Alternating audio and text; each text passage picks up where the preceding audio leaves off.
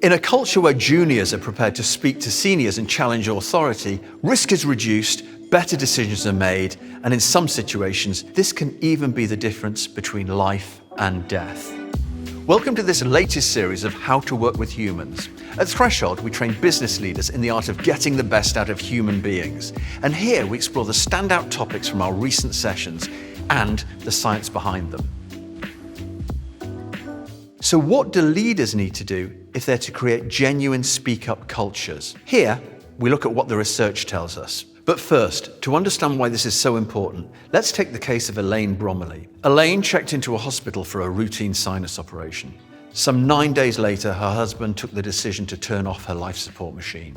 At first, all seemed to be going to plan with the procedure. Elaine was being cared for by a very experienced anaesthetist. There was some difficulty fitting the mask. Elaine was given an injection to relax her facial muscles. At this point, her airway collapsed. The anaesthetist and the consultant surgeon set about intubation. This is a standard procedure in these cases, which entails inserting a tube through the mouth and into the throat to ventilate the lungs. But the intubation wasn't as straightforward as it should have been. Both the anaesthetist and the surgeon struggled. After 2 minutes of struggling, the intubation was still not successful, and the patient's oxygen level had fallen to 75%. After 4 minutes, the team was still struggling to intubate successfully, and Elaine's level of oxygen had fallen to 40%, which is potentially fatal. At one point, there were 3 experienced surgeons attempting the intubation procedure. After 6 to 8 minutes, Elaine's heart rate was dropping rapidly. At this point, recognizing what needed to be done,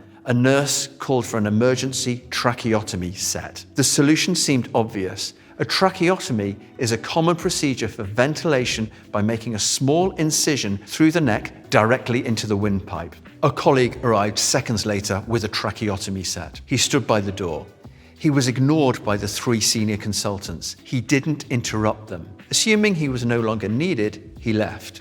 After 10 minutes, the patient was turning blue. Another nurse who had just entered the theatre spotted this. She ran to the nearest phone. She called a colleague in intensive care. Could they have a bed ready for her? They could. Great. She ran to tell the team of surgeons that intensive care was ready for the patient. Then, in her own words, "They looked at me as if I were mad, as if to say, 'What's your problem?' The nurse cancelled the bed."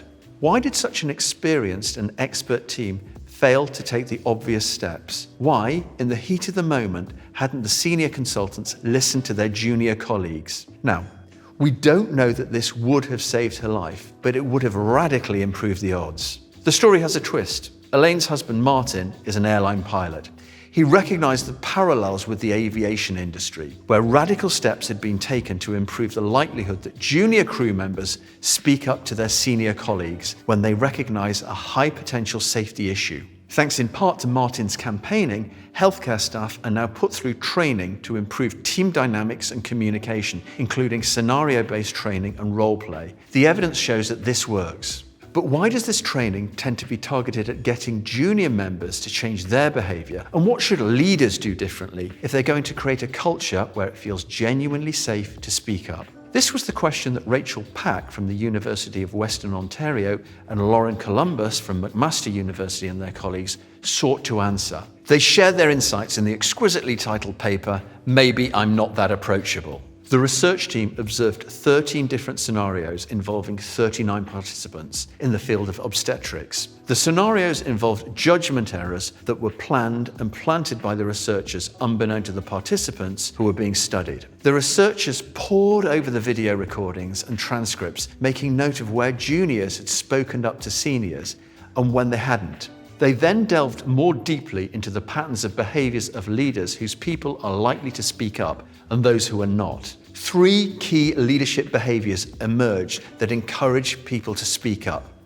As a leader, 1, actively make yourself available and be truly present when you are available. 2, be prepared to show you're not always certain by sharing your thinking and thinking aloud. And 3, debrief with the team openly and honestly and be prepared to show your vulnerability in the debrief. And finally, one from Threshold that we'd add. Thank your team member for their contribution, even when it's not easy and it's not what you want to hear.